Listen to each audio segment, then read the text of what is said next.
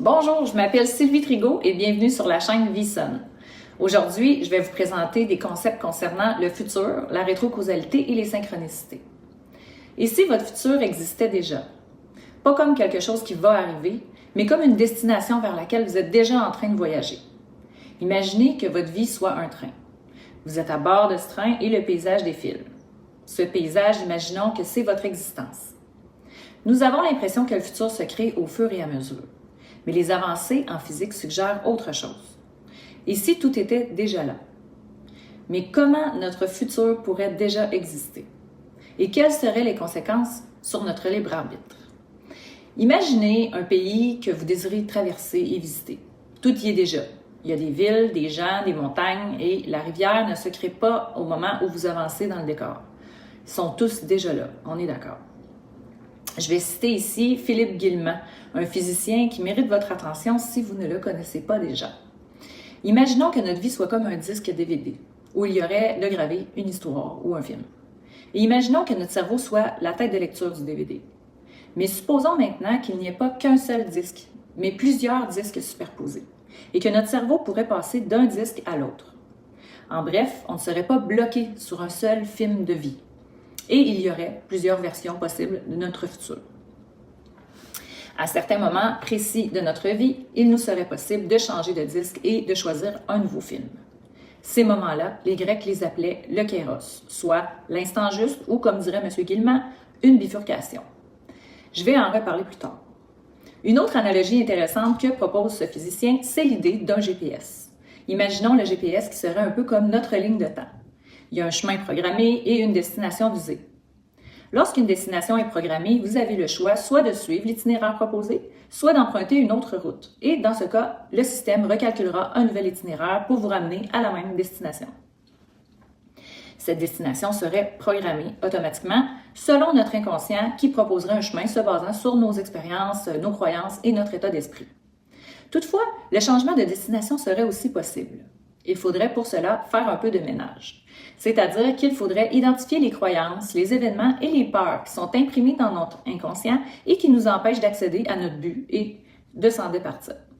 De plus, pour arriver à programmer une nouvelle destinée, cela prendrait une conscience différente, soit un paradigme de pensée différent de celui qui est entretenu précédemment. En résumé, si le changement est profond, le futur peut être programmé. Mais si la conscience influence vraiment la ligne de temps, pourquoi cette idée émerge-t-elle seulement aujourd'hui? C'est parce que la recherche en physique moderne nous y conduit. La mécanique quantique décrit une réalité de superposition, de possibles multiples et d'intrication, tandis que la relativité nous montre que le temps et l'espace ne sont pas fixes et que même si la vitesse de la lumière reste constante, l'espace se courbe et le temps se dilate. Mais ce n'est pas tout. Et si rien n'était vraiment dû au hasard? On parle souvent du hasard comme d'un accident, quelque chose d'imprévisible ou d'aléatoire. Le mot « hasard » cache en réalité plusieurs niveaux de réalité. M. Guillemant définit 3 types de hasard. Il y a le hasard illusoire, qui semble imprévisible parce qu'on ignore la cause. Il y a les coïncidences étranges, improbables, surprenantes, mais sans signification apparente. Et puis, il y a les synchronicités. Ce sont des événements qui arrivent au bon moment, qui résonnent en nous et qui déclenchent une émotion profonde. Ces dernières ne sont pas neutres. Selon lui, 2 événements éloignés dans le temps ou l'espace peuvent sembler mystérieusement corrélés. À certains moments de notre vie, précisément pour notre futur, se déploie en plusieurs branches possibles. Ça se nomme bifurcation ou kairos. Lorsqu'on se trouve à ce point dans notre vie, il y a 3 réactions qui sont possibles. Soit vous voyez l'opportunité, soit vous ne voyez pas l'opportunité, ou soit vous la saisissez et votre trajectoire de vie se modifie. Le futur ressemblerait alors à un GPS. La destination existe, plusieurs routes sont possibles pour y se diriger. Vous êtes-vous déjà demandé ce que votre vie aurait été si vous aviez choisi une direction plutôt qu'une autre? Si vous n'étiez pas allé à cette soirée, si vous n'aviez pas rompu avec cette personne, ou si vous n'aviez pas pris le volant ce soir-là? Pour nous orienter dans nos choix, nous possédons 2 systèmes de navigation. On a le mental analytique qui, lui, protège, structure, rationalise, mais il risque aussi de s'enfermer dans son conditionnement ou être limité par la peur. Et comme second système, nous avons le cœur intuitif. Lui est vibratoire et sensible. Il capte les synchronicités et ressent ce qui est juste. Notre libre arbitre naît justement de l'équilibre entre ces 2 forces. Le cœur, lui, s'ouvre et le mental use de discernement pour orienter nos décisions. La science matérialiste observe la matière mesurable, mais malheureusement, elle laisse de côté l'immatériel et cette part de magie qui est en nous.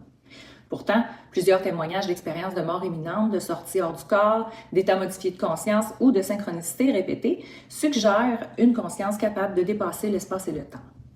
Une idée puissante émerge de la pensée de ce physicien. Et si certains événements n'étaient pas causés par le passé, mais attirés par le futur? On parlerait ici d'une rétrocausalité.